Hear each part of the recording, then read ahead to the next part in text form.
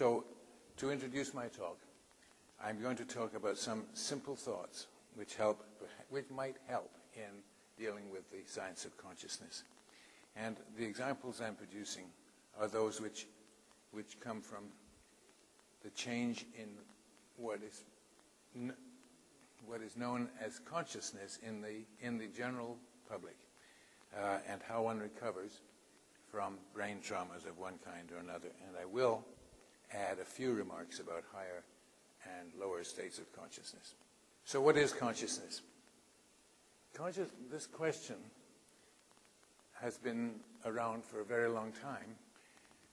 I would like to just refer you to Dr. M.G.K. Menon, who in 2004 at a seminar on mind and consciousness simply asked that very question. What is consciousness?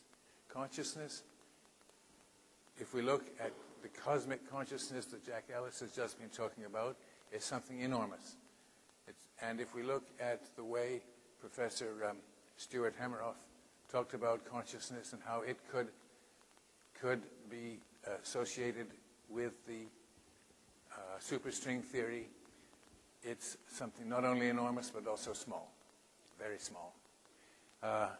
If we look at various other people's points of view, consciousness is just, in fact, one could say the whole universe or multi-universes are consciousness of themselves. We had a talk yesterday which related consciousness entirely to information. And there are all sorts of things that you could say, but I am going to use a very simple form of definition for consciousness. Simply, consciousness is a state of the brain. Now, consciousness in humans would be a state of the human brain, and consciousness in rats, since we had a conversation earlier about examining rat brains, would be a state of the rat brain. It's difficult to understand how consciousness, under that definition, can be associated with flowers because they don't have brains. But, so therefore I'm eliminating from talk the idea of communication between plants and animals. But I do believe that almost every animal can be said to have at least some kind of consciousness. Whether one could argue that consciousness originated in the green algae, from which all life on Earth gradually evolved, I don't know. And how it came about that consciousness appeared, I really do not know. But consciousness seems to be a part of every sentient being that has, or possibly sentient being that has a brain. Now, this says to me that consciousness is something, to be fully conscious then, one must have a fully functioning brain. But that can't be totally true, because a damaged brain can be fully functional. And also, if one's dealing with the brain, maybe one ought to be dealing with the whole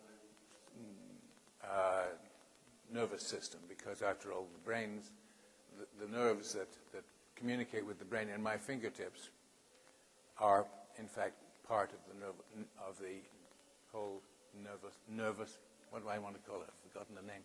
The nervous system of the human being, and certainly mine is not fully functional because I have some neuropathy in my fingers. And why do I have? Because years ago I had a stroke and I've never fully recovered the total use of my left hand, which is very annoying to me because I used to play a stringed instrument, the guitar, and I can't play it anymore because I can't move my fingers fast enough. But still, in a very wide sense, damaged brains can be functional. Let me just go a little farther. In May of 2005, I had a stroke. It's nice to be able to refer, by the way, to one's own personal experiences in dealing with these things, because when you have a stroke, if it's a serious one, you do cease to be fully conscious. I had a stroke, and I recall it very well. It was on the 1st of May, 2005. And that day, I was out in my garden. I have a substantial, well, depends what you mean by substantial. I have about 2.5 hectares of ground around my house, and part of it is in grass and part of it is in trees. And that day I was out during the afternoon. It was a beautiful day outside, rather like today, and I was operating my chainsaw.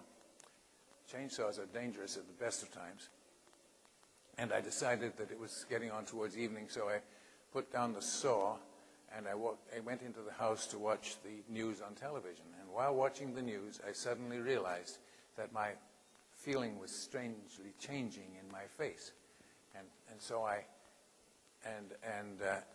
various symptoms which I'd heard about for strokes were taking place. So I pulled my BlackBerry from my pocket, just like this one, and I used it as a telephone, which I seldom do, and I hit the speed call, and I got my son's house, and I said, "I think I'm having a stroke," and then hung up.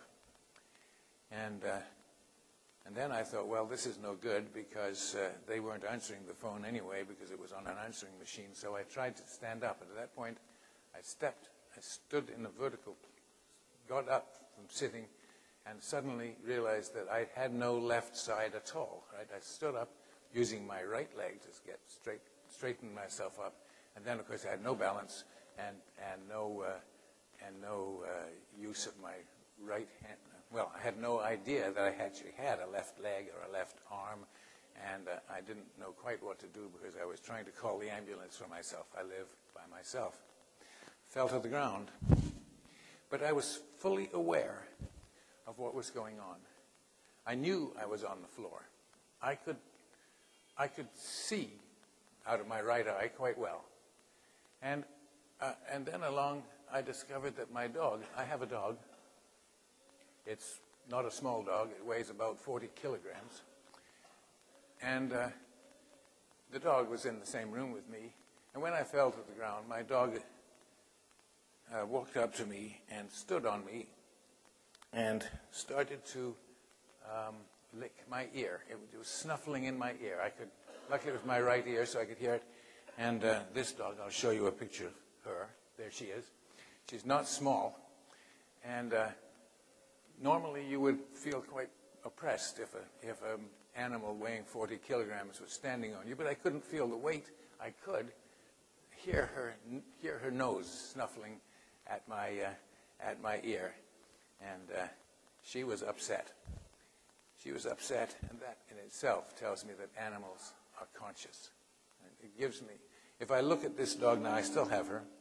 She's about 10 years old, and when I go into my house, she comes to me and she looks at me, and I can see that she is asking for affection. And when she's asking for affection, I know that she is a conscious being, right? She also knows very well that if I reach onto one particular container in my house, there will be dog biscuits in it.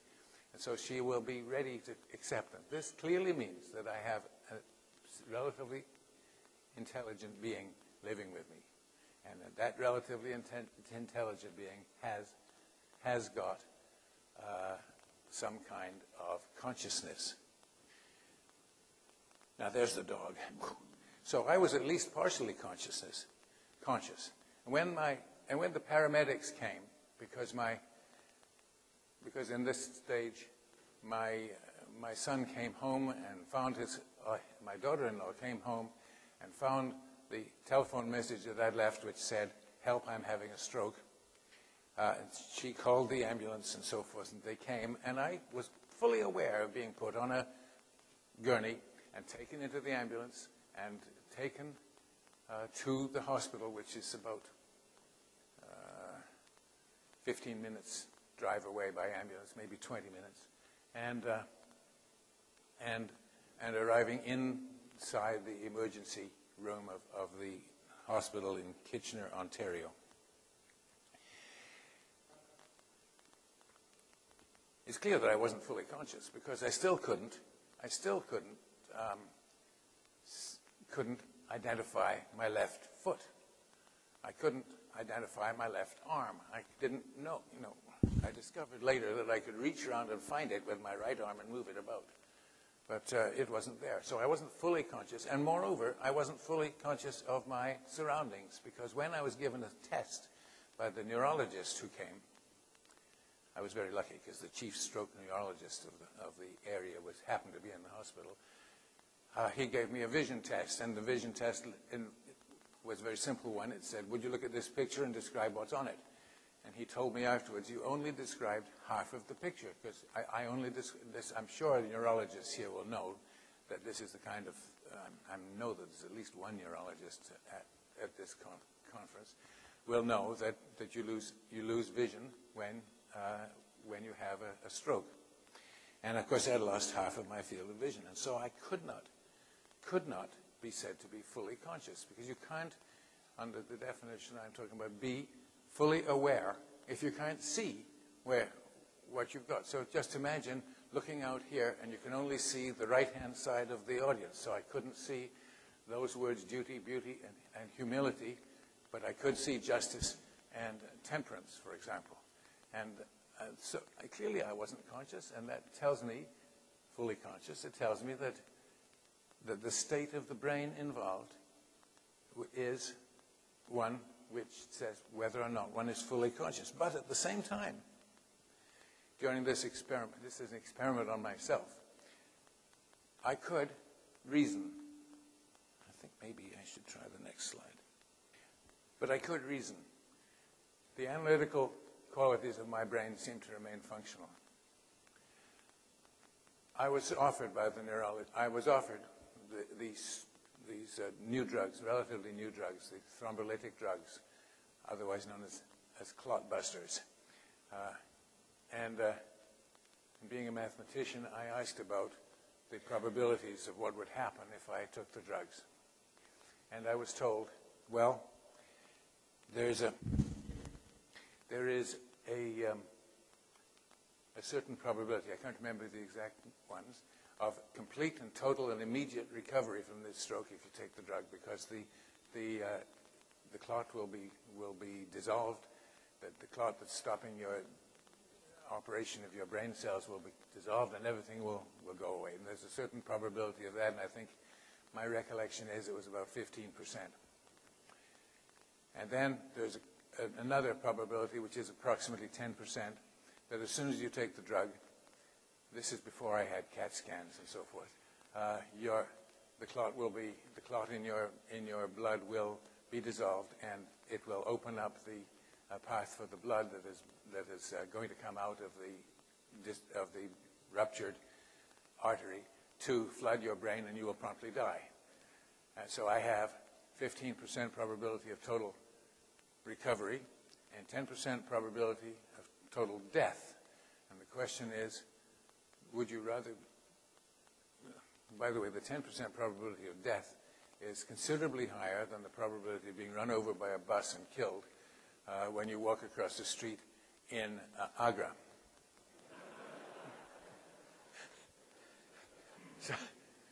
And the rest of the probability, about 75%, was nothing would happen at all.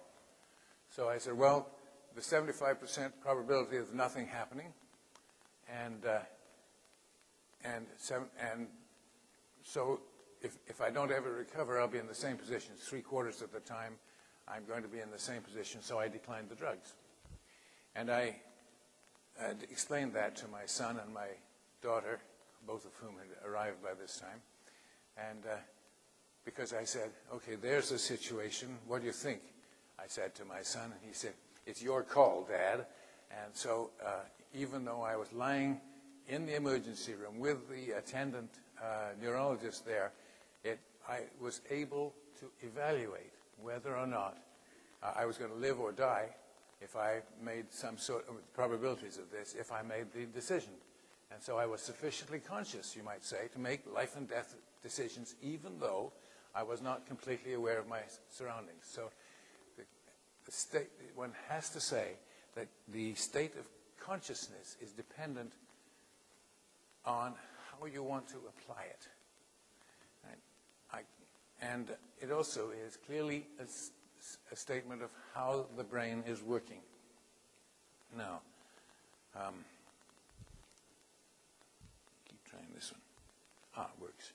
So this is what I say. Consciousness is a result of the appropriate parts of the brain and suitable connections of the brain being fully functioned. Just what's appropriate depends, in my view, on the circumstances. And it depends on various other things. And since I'm not an expert on such things, I just leave it to experts. And I think that the neurologists and the anesthesiologists here should get together and decide what they really mean by appropriateness of brain connections and brain activity for consciousness. Now, I'm talking about what I call day-to-day consciousness, because there's clearly higher levels of consciousness.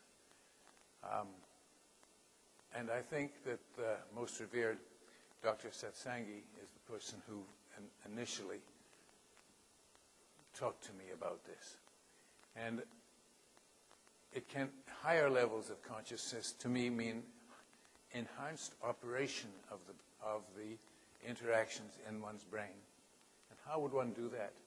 Well, and this is the only slide I have with respect to spiritual consciousness, because again, it's not one of the things that I pretend to have any real knowledge of, although at SpearCon, when was SpearCon? 2009? Or at SPOSIS, maybe that was 2007. I put forward the idea that one can attain spiritual consciousness by other means than meditation. For instance, I said, and I still believe, that one can attain the total feeling of awe through experience. If you suddenly come out of the jungle and you're confronted by the sight of the Zambezi River flowing over what's now known as Victoria Falls, it is a completely awe-inspiring sight. And your mind will be taken into the same sort of direction of spiritual uplifting that it would if you were practicing yogic meditation. If you go in, and this can be done in all sorts of ways. It can also be done through sound. If you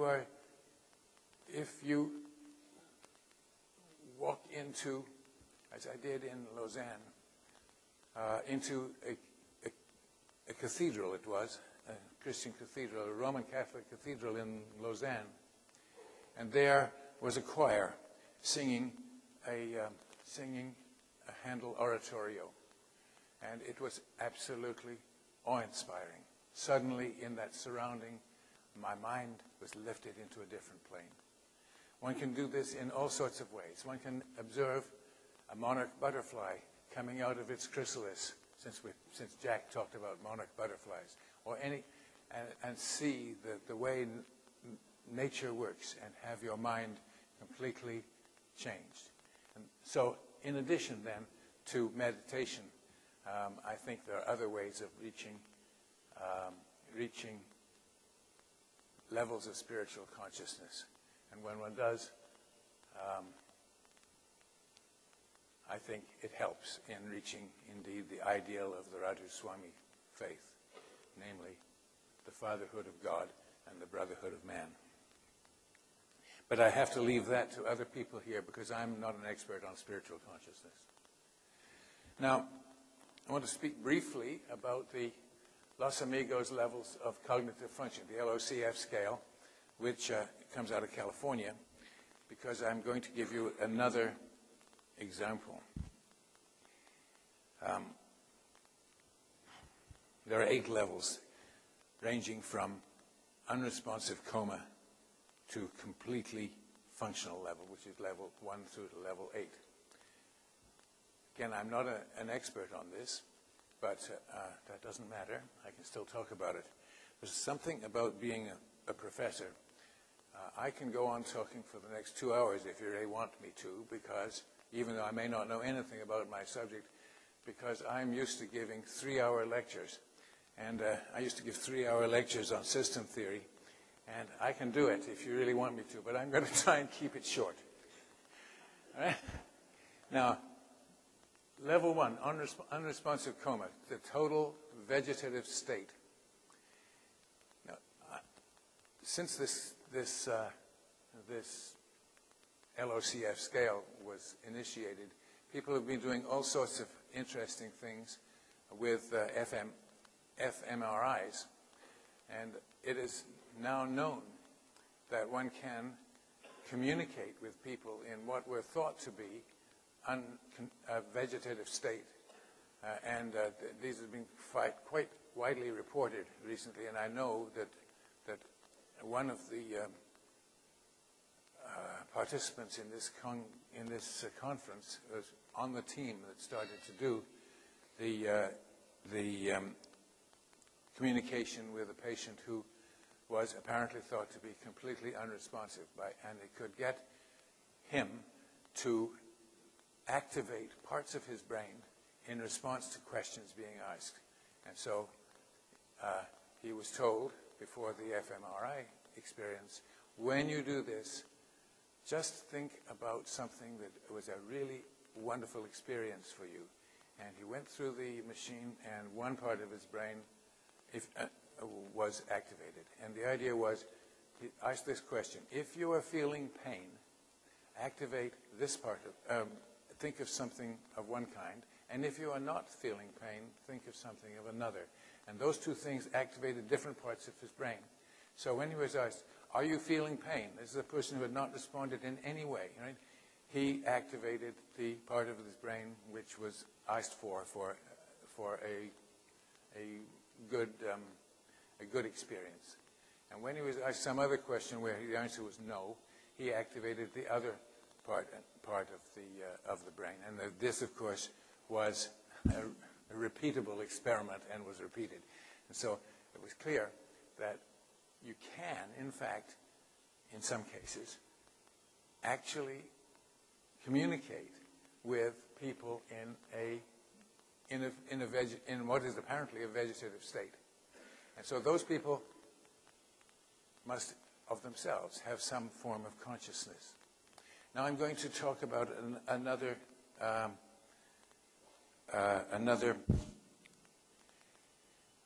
case. This is Lydia Hurley. Lydia Hurley is a young girl. She's about 13. She may be 14 now. Last May, she was coming home from school, and she got out of the school bus, and the way school buses work in Canada and parts of North America, they're big yellow things. They go along the road. When they stop, they have a whole lot of red flashing lights, and signs come out the sides of them, and all traffic in every direction is supposed to stop so that the school children can get out and cross the road without being run over in any direction.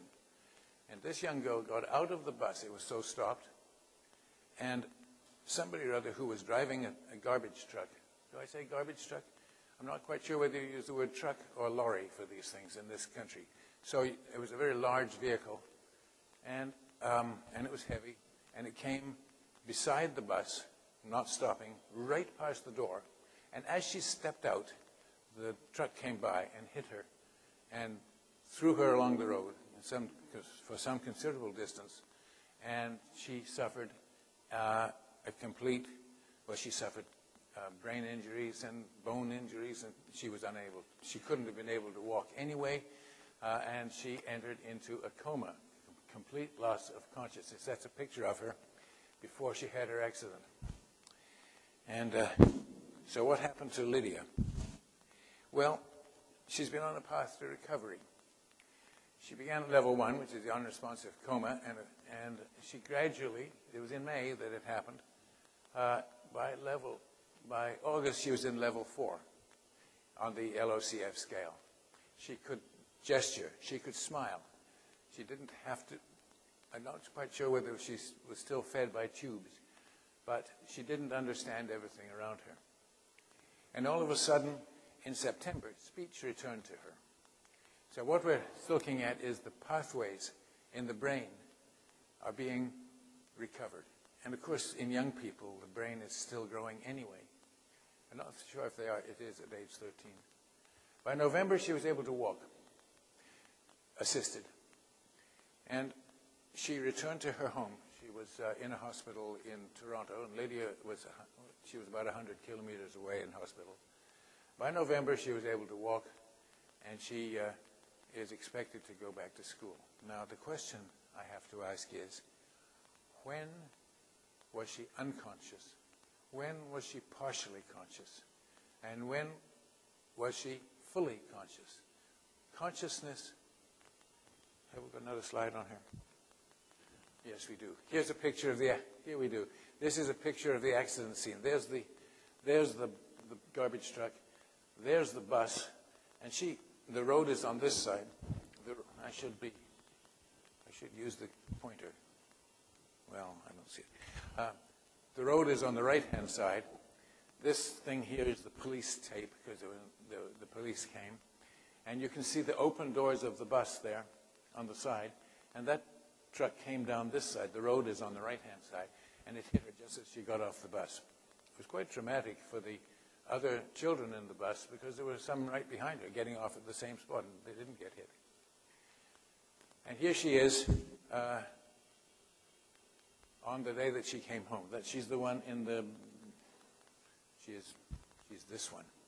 She is this one. And you can see that she's walking, but in fact she was. You don't see the whole of the picture. She is being somewhat held up, but she lived about 300 meters away from the road, and she was being offered an electric golf cart to go and greet the well-wishers, because her case raised an enormous set of feelings in the community, and hundreds of people came out to see her come home, and she was offered the golf cart, but she proved that she could walk all the way from the bus, from the vehicle to the house. It was a cold November day, and that's why she's all dressed up in winter clothes. And you can see that it wasn't a cold day, the day that she was hit by the bus.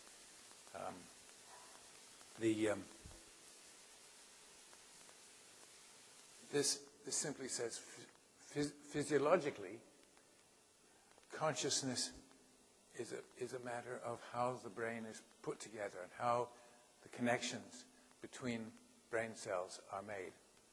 You can talk about dendrites and all of this stuff, but from the point of view of a sort of macroscopic point of view, it's how the brain pathways are put together. I want just very briefly to talk about subconscious things, because there are people who suggest that subconsciousness is something inferior to consciousness. But then, on the other hand, there are those who say, well, subconsciously, I understand that this is saying I am aware, but I am not specifically, my brain is not specifically aiming at being aware.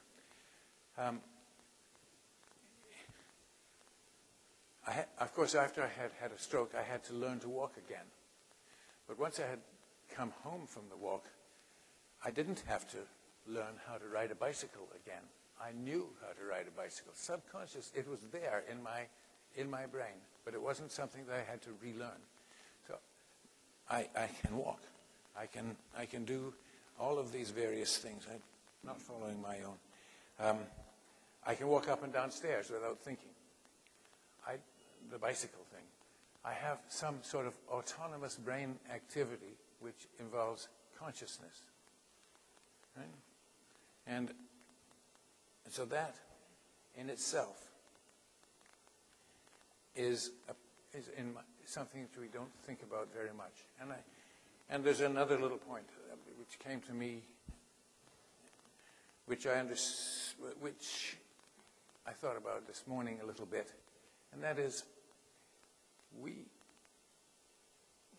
have, of course, hereditary character. I have the same shape face as my father, I know quite well from looking at pictures of him. This is hereditary.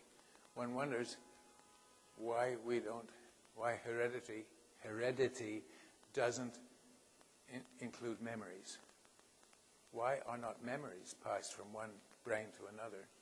It's a good question, because it's part of consciousness. When you're dreaming, you dream, items in your brain come to the fore, and they are things to do with previous experiences. Generally speaking, they're to do with previous experiences. But they may also be to do with previous impressions of experiences. For example, I had a dream the other day, which I can remember fairly well, and I saw in my brain some items and actions which had absolutely nothing to do with anything I had experienced except by reading a book. When you read a book, you form images, and they're only images in your brain of what the place is like. So if I read a book about the life and times of Shah Jahan, for example, pick on him, because I know that I've never experienced anything to do with him except the Taj. If I read a book about it, and then I have a dream about it, the images in the dream are not the images of the words in the book. They're the images of what came into my mind from reading the book. Those are things to do with consciousness. If and they are somewhat this sort of subconscious things. They're subconsciously there at all times. And I believe that they're arriving autonomously in the brain. I would like to see people explaining or even training, or perhaps modifying it so that we could actually pass our memories on to our children. It would be kind of interesting, and must come from that way. So there is indeed autonomous brain operation. I call that semi-consciousness or subconsciousness.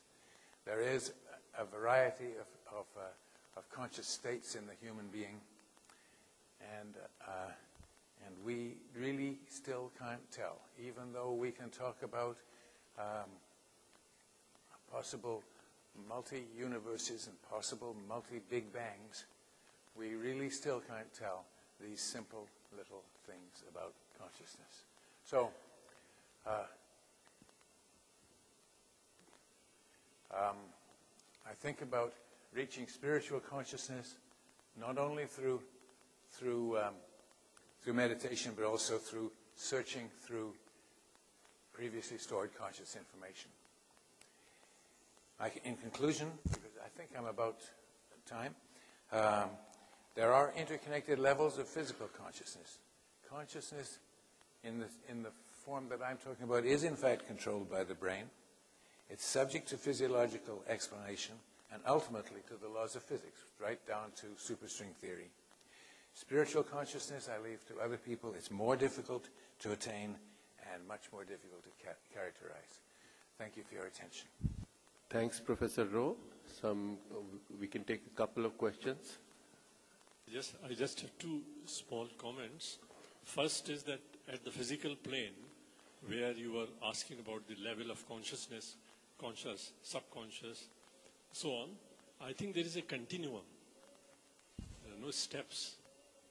Then the second comment was that while you don't inherit memories, memory is a private storehouse. You do carry memories of the past, remotest, and maybe previous lives, which come down to you. Well, I have to respond to that. I absolutely agree with you about the continuum.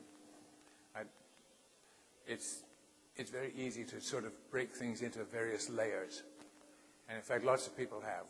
I've heard people talking about 84 different steps and so forth. The fact of the matter is that I believe that we are dealing with a continuum. Just like all those people who talk about stream of consciousness, it's not, while it must be quantized in some way or another, but only at a very fine level, we deal with continua. Now, I don't have the capability of responding to your second comment. Professor Rowe, the one thing that comes to mind is that even in a state of coma, when apparently there is no external physical action, the consciousness is still there. And as I perceive it, consciousness is that element or that thing which suspends the normal second law of thermodynamics. As long as consciousness remains in the body of any living being, the second law is suspended. That is to say that decay doesn't take place. And the moment that consciousness leaves the body, the law takes over. So it is, I personally feel that even in a state of complete coma or vegetation, as long as the person is alive, consciousness is still there. It may not be manifesting itself. What's your comment? Well, the second law of thermodynamics teaches us that, of course, entropy is always increasing in the universe. It comes from there, eventually.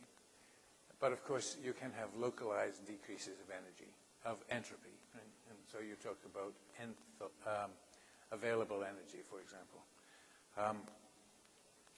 And so I don't think you're suspending the second law of thermodynamics.